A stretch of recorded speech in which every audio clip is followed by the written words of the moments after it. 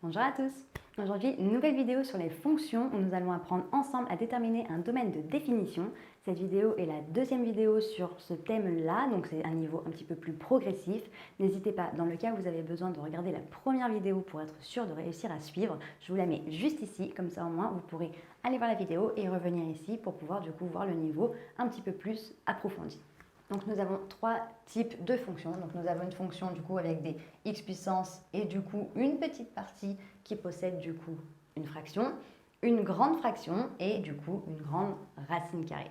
Donc dans le cas où vous avez besoin de petites piqûres de rappel, n'hésitez pas à aller voir nos vidéos sur les fonctions de référence. Dans tous les cas, je vous les mets en barre d'infos pour comme ça au moins vous n'avez plus qu'à cliquer dans la description pour trouver les vidéos correspondantes dans le cas où vous avez un petit doute. Nous allons du coup commencer par f de x. Donc f de x, c'est une fonction, donc 3x puissance 4 moins 2 sur x plus 1.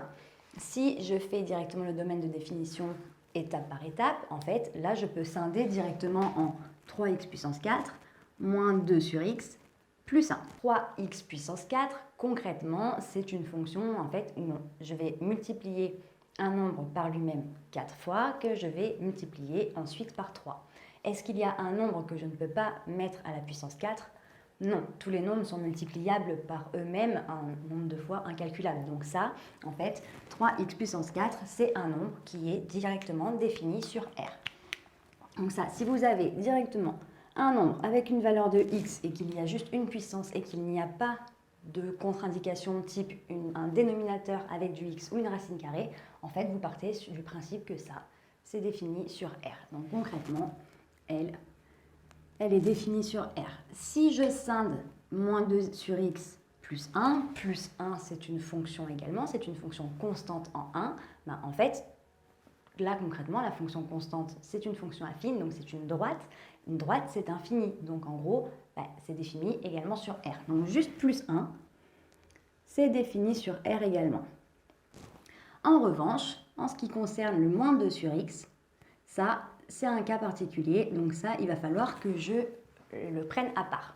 Donc, moins 2 sur x, c'est moins 2 fois 1 sur x concrètement. Donc moins 2, c'est une constante, mais là je suis en multiplication. Et 1 sur x, ben, en fait, c'est la fonction de référence, la fonction inverse, donc la fonction 1 sur x. 1 sur x est défini sur R privé de 0 ou R étoile, parce qu'en fait, je ne peux pas diviser par 0. Donc la seule valeur que je ne peux pas avoir en dénominateur, ce serait 0. Donc ici, ce serait R étoile. Donc, le domaine de définition de ma fonction dans son ensemble, ça va être, en gros, le domaine de définition, donc pour quelle valeur la fonction existe, mais quand je dis la fonction, je parle de absolument tout. Eh bien, en fait, il va falloir que je conditionne pour toute la fonction. S'il y a une valeur quelque part qui ne marche pas, elle ne marche pas pour la fonction complète. Donc là, la seule valeur que je dois exclure, c'est le fameux R étoile, donc en fait c'est 0. Donc là, le domaine de définition de ma fonction complète, ça va être R étoile. Donc ça, concrètement, on peut l'écrire de plusieurs façons. R étoile, R privé de 0 ou R privé de 0, ça dépend du favori de votre enseignant, ou alors tout simplement de moins l'infini jusqu'à 0 exclu, union de 0 exclu jusqu'à plus infini. Donc en fait, le domaine de définition, je scinde les domaines de définition des différentes fonctions que compose ma fonction, et en fait, c'est les conditions les plus restreintes qui vont l'emporter. Si jamais dans une partie, j'ai une partie de ma fonction qui est définie sur R, donc sur l'ensemble des valeurs de x, mais que j'ai une petite partie de cette même fonction qui est définie seulement sur les valeurs positives, et bien du coup, toute ma fonction sera définie sur les valeurs positives. Pour g de x, je vais faire exactement la même chose, sauf que là, à la place d'avoir juste une seule lettre, donc un seul x, ben en fait, là, dans mon dénominateur, j'ai un produit. J'ai 2 facteurs de x plus 1, facteur de 3x plus 18. Donc là, il faut que je détermine toutes les valeurs de x pour lesquelles le dénominateur sera égal à 0 pour pouvoir le retirer. Vu que je ne peux pas diviser par 0, il faut que je trouve là où les valeurs pour lesquelles le dénominateur vaut 0 pour pouvoir les extraire de mon domaine de définition. Concrètement, 4x moins 5, donc mon numérateur, lui peut faire 0 parce que je peux diviser 0 par quelque chose. En revanche, l'inverse n'est pas possible. Ça ne sert pas à grand chose de relever la valeur pour laquelle 4x moins 5 est égal à 0. Ce n'est pas du tout la question ici. Là, lui, le numérateur, je ne m'en occupe pas. Donc là, je m'occupe exclusivement du dénominateur. Donc il faut que 2 facteur de x plus 1 facteur de 3x plus 18 soit différent de 0. Donc concrètement, 2 facteur de x plus 1 facteur de 3x plus 18 différent de 0. Ou alors vous mettez égal 0 et après vous pourrez les exclure. Donc ça, c'est pas un problème, ça c'est qu'une question de rédaction. Donc là, finalement, je suis sur une équation produit nul. Donc soit 2 est égal à 0, mais bon, 2 n'étant pas égal à 0, je ne vais pas m'en occuper. Par contre, je vais voir pour quelle valeur x plus 1 est égal à 0 pour l'exclure. Donc moi, il faut que x plus 1 ne soit pas égal à 0 et que 3x plus 18 ne soit pas égal à 0 non plus. Donc x plus 1 différent de 0, donc x doit être différent de moins 1. Et là, 3x plus 18 différent de 0, donc 3x différent de moins 18, donc x différent de moins 18 tiers, soit x différent de moins 6. Là, j'ai relevé les deux valeurs pour lesquelles mon dénominateur sera égal à 0. Si je remplace x par moins 1, c'est cette parenthèse qui sera égale à 0 et 0 fois quelque chose, quel que soit le nombre, fait 0. Si je remplace tous les x par moins 6, ce sera la parenthèse de droite qui sera égale à 0. Et dans ce cas-là, 0 fois quelque chose fait également 0. Donc du coup, ça ne marche pas. Donc ici, le domaine de définition de G sera égal, donc soit AR privé de, et là je les mets dans l'ordre, moins 6 et moins 1, donc toujours du plus petit au plus grand, donc soit écrit comme ça, soit R privé de moins 6 et moins 1, toujours, soit je peux l'écrire également comme ça, donc là je vais décaler un petit peu parce que ça va être un petit peu plus long, donc soit ça va être de moins l'infini jusqu'à moins 6, exclu union de moins 6 jusqu'à moins 1, exclu union de moins 1 jusqu'à plus infini. Donc là, vous conviendrez que finalement, les domaines de définition sont beaucoup plus intéressants à marquer comme ça parce que c'est beaucoup moins long. Mais concrètement, c'est tout de moins l'infini jusqu'à plus infini où je vais exclure moins 6 et je vais exclure moins 1. Pour h de x, alors là, on va rentrer dans quelque chose d'un petit peu plus compliqué, un petit peu plus stratégique si vous voulez. Sur la fonction racine, en fait, on a vu dans la précédente vidéo que je ne pouvais pas avoir un nombre négatif sous ma racine, pour la simple et bonne raison que si j'applique la racine carrée sur un nombre, c'est que je cherche le nombre qui multiplié par lui-même donne ce qu'il y a sous ma racine. Donc, si il a été multiplié par lui-même, ça veut dire que le nombre sous la racine, c'est le carré de quelqu'un. Un carré étant toujours positif dans R, je ne peux pas avoir un nombre négatif sous ma racine, puisqu'un carré est toujours positif dans R. Donc là, il faut que 4, moins 4, facteur de x plus 2, facteur de 4 moins x, soit plus grand ou égal à 0. Donc ça va être ma condition. Il faut que moins 4, facteur de x plus 2, facteur de 4 moins x, soit plus grand ou égal à 0. Je vous vois arriver de suite à me dire qu'il faut tout développer, etc. En fait, je pourrais, mais c'est beaucoup plus compliqué que si je fais directement un tableau de signes. Qui dit une équation avec du coup des produits de fonctions, vaut mieux faire le tableau de signes directement pour trouver les valeurs à la fin positives ou nulles. Donc, je vais faire mon petit tableau de signes. Donc, je vais avoir, donc ça, ce sont les valeurs de x, donc ça va être de moins l'infini jusqu'à plus infini.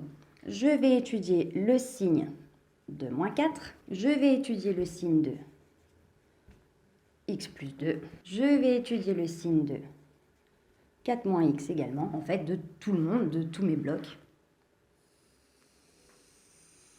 Et je vais étudier le signe, finalement, de mon produit. Attention, à la fin, ce n'est pas le tableau de signes de cette fonction, parce qu'en fait, je vais appliquer sur ce résultat-là, parce que là, je fais le signe de ces produits, et je vais relever exclusivement les valeurs positives ou nulles qui vont du coup coller puisque ce sont les seules possibles sous ma racine carrée.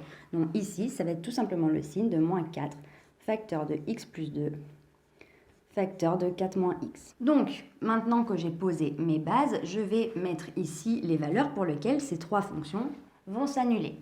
Moins 4, c'est une fonction qui est constante, donc concrètement, c'est juste une fonction qui est une fonction affine, droite, donc parallèle à l'axe des abscisses, et elle vaudra toujours moins 4. Donc elle ne s'annule jamais. Qui dit s'annuler dit valoir 0. X plus 2, quand est-ce qu'elle vaut 0? Eh bien, en fait, x plus 2 vaut 0 lorsque x est égal à moins 2, parce que moins 2 plus 2, ça fait 0. Et ici, 4 moins x, quand est-ce que ça fait 0? Eh bien, le nombre mystère que je pourrais mettre à la place de x pour que 4 moins x, ça fasse 0, c'est 4. 4 moins 4 est égal à 0. Donc là, j'ai deux valeurs à mettre au-dessus. J'ai moins 2 et j'ai 4. Donc là, je vais mettre moins 2, parce que je les mets toujours dans l'ordre, bien évidemment, d'entre moins l'infini et plus infini. Là, en gros, j'ai du plus petit jusqu'au plus grand, donc je mets les valeurs croissantes. Donc, je descends mes barres et maintenant, je mets les valeurs pour lesquelles ça vaut 0. Donc, x plus 2 s'annule en moins 2, 4 moins x s'annule en 4, et moins 4 ne s'annule jamais. Vu que ce sont des produits pour lesquels ça vaut 0, je descends mes 0 sur ma dernière ligne. Enfin, sur ma dernière ligne. Obligatoirement.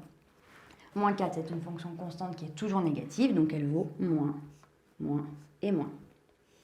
X plus 2, c'est une fonction affine coefficient directeur qui est 1, donc coefficient directeur positif.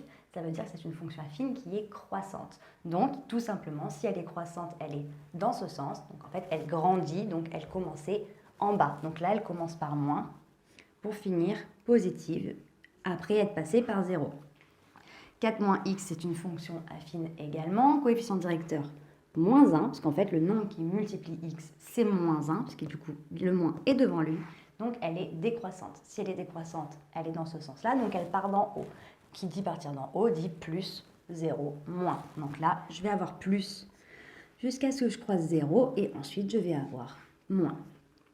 Ensuite, j'arrive au produit de toutes ces fonctions-là, donc je vais tout simplement multiplier les signes. Moins par moins, ça fait plus fois plus, ça fait plus. Ici, plus fois plus, ça fait plus, et plus fois moins, ça fait moins. Et ici, moins par plus, ça fait moins par moins, ça fait plus. Donc là, hop, je mets mon signe. Un autre moyen peut-être un petit peu plus rapide pour vous, il suffit de regarder par colonne et de compter le nombre de moins. Parce qu'en fait, les plus, c'est pas qu'ils ont peu d'intérêt, mais concrètement, ce sont les moins qui vont un peu tout chambouler. Donc là, il faut compter. Vu que moins par moins, ça fait plus. Si vous avez un nombre de moins pair dans votre colonne, le résultat sera positif. Si c'est impair, ce sera négatif. Donc là, j'en ai 2, ça fait plus. J'en ai 1, ça fait moins. Et là, j'en ai 2, ça fait plus. Donc, n'oublions pas le but de cette transaction. En fait, moi, ce qui m'intéresse, c'est de savoir quelles sont les valeurs pour lesquelles le produit de ces trois fonctions est positif ou nul, parce qu'en fait, je dois appliquer la racine carrée. Donc, si j'applique la racine carrée, je ne peux mettre que des nombres positifs ou nuls en dessous. Donc là, positif ou nul, je vais relever les plus. Donc là, les plus, c'est d'ici jusqu'ici, et d'ici jusqu'ici. Donc là, les solutions de ce produit, quand est-ce que c'est plus grand ou égal à 0, sont de moins l'infini jusqu'à moins 2 inclus, parce que j'ai le droit d'avoir 0 sous ma racine, union de 4 inclus, pour les mêmes raisons que moins 2, jusqu'à plus infini, exclu toujours.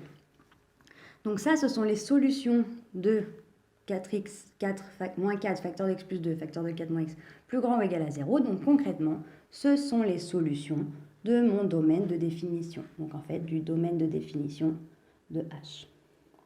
Donc voilà, j'espère que cette vidéo t'a plu et t'a permis de mieux comprendre comment déterminer un domaine de définition avec des fonctions un petit peu plus complexes. Si tu as la moindre question, n'hésite pas à me la noter en commentaire, je me ferai un plaisir de t'y répondre. Pour nous rejoindre, si ce n'est pas déjà fait sur YouTube, il te suffit d'activer la petite cloche, et sur Internet et les différents réseaux sociaux, nous sommes sur Facebook, Instagram et sur Snapchat. On te met tout en barre d'infos pour que tu ne rates aucune information. Et d'ici une très prochaine vidéo, je te dis à très bientôt. Salut!